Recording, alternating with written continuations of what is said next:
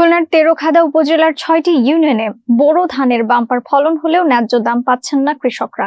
ফসল ঘরে তোলার আগেই ঋণ ও কিস্তির চাপ সামলাতে গিয়ে মাঠেই তারা ধান বিক্রি করতে বাধ্য হচ্ছেন মজুতদার ও ফড়িয়া সিন্ডিকেটের কাছে। বিস্তারিত থাকছে রাসেল আহমেদের প্রতিবেদনে। প্রতিমন ধান মাত্র ৯৫০ থেকে ১০০০ টাকায় বিক্রি করছেন কৃষকরা, যেখানে উৎপাদন খরচই মন প্রতি ৯০০ টাকার উপরে।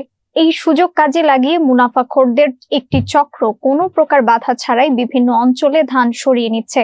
রাত দিন ধান বোঝাই ট্রাক ও পরিবহনে ধান যাচ্ছে বিভিন্ন অটো রাইস মিলে। দাদন, এনজিও, কিস্তি এবং মহাজনের চাপে কৃষকরা ধান তুলে রাখার সুযোগ পাচ্ছেন না। এর ফলে অভ্যন্তরীণ ধান চাল সংগ্রহ কার্যক্রমেও নেতিবাচক প্রভাব পড়ছে। স্থানীয় প্রশাসনের নজরদারির অভাবে সিন্ডিকেটের এ চক্র চাষিদের ক্ষতিগ্রস্ত করছে বলে অভিযোগ উঠেছে। এখন ১০০০ টাকা করে বিক্রি দিচ্ছে, ব্যারাকের তো ১,২০,০০০ টাকা লোন করা, এখন বিক্রি করে ধানের টাকা লোন শোধ করতে হবে। এখন কি করবো, ধান তো বিক্রি করিয়ে দিতে হবে। ধানের দাম মূল্য দাম পাচ্ছি না, তাহলে কৃষকের তো বিভাগ বেতাল, ভয়ানক বিভাগ। আগে দিত ১১০০ টাকা, এখন দেশে ১,০৩০ টাকা।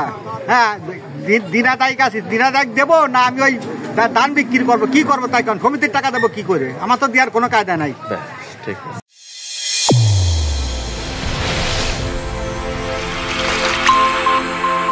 চ্যানেল A1 হৃদয়ের স্পন্দন।